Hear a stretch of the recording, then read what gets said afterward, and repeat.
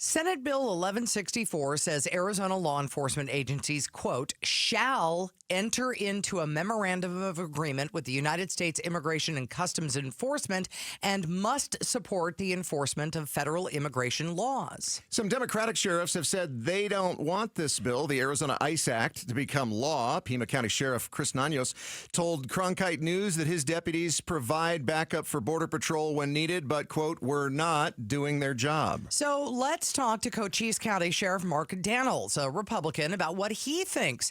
Sheriff, first of all, thank you for joining us. And you told us that you weren't really enthused about last year's Prop 314 because you saw it as an unfunded mandate that could fill up your jails. Do you have similar concerns about this bill?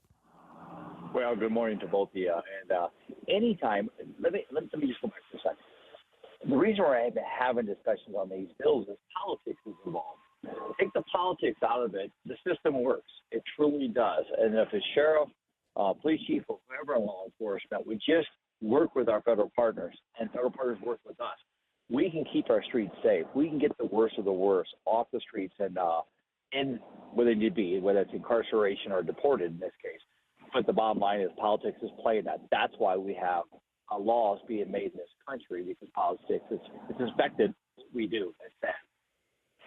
So in the same way that you, after Prop 314 was passed, and you told me after the election that you weren't really concerned, you didn't really have the same concerns that you had before the election because you thought the federal government was going to step up. Do you feel the same way about this bill being passed, that it won't fill up your jails because the feds are working to work on the border? Well, it's true. Both these are unfunded mandates. And where they're sheriffs, you don't see anything in that bill that says, hey, we're going to add a bunch of money to you. This costs money in our rural communities throughout the state of Arizona, including my own. I mean, you look at $14.4 million in 3 years just for border-related crimes in my county, that we have a grant that helps cover that. Otherwise, where's that money come from? Our local communities. We don't have that kind of money. So, again, it's always scary on that aspect, but I always try to keep the public safety glasses on first, but that's most important to me. But it is concerning. It's truly concerning. But, again, I see the need for it, but I'd also, with President Trump at the helm, things I think will get better. They already have got better here on the border. I'll tell you that's not a political statement. It's just a real number. We're throwing everybody will tell you that. But at the end of the day, when President Trump's not in office, where does this bill take us?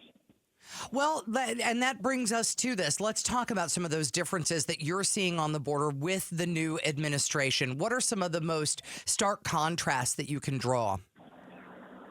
Well, the biggest thing is you got the operational message that says, hey, you come across the border, there's consequences. It's no longer catch and release. You're being deported or you're being held in incarceration based on who you are. If you got aggravated deportation, you get caught again, you're going back. They're going to incarcerate you.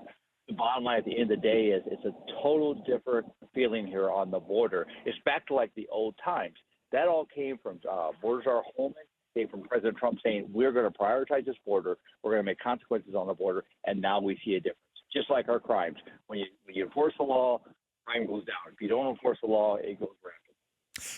We are talking with Sheriff Mark Dannels of Cochise County. It is about 80 miles of borderland with Mexico in the southeastern part of our state. Sheriff Dannels, I know your deputies have daily contact with Border Patrol, but are they encountering immigration and customs enforcement agents, ICE agents more often, like maybe in your jails under President Trump? We're not. This is back to where it was before. That's what I mean. We're seeing a lot of things moving up there with the bills, the laws. We're going to do this. We're going to do that. But when you have a partner in Washington, D.C., and I say this, whether you like Trump or not, he's a partner in the fact that he wants to work with sheriffs. I mean, Borders Are Home a couple weeks ago. We were in D.C. He met with the sheriffs.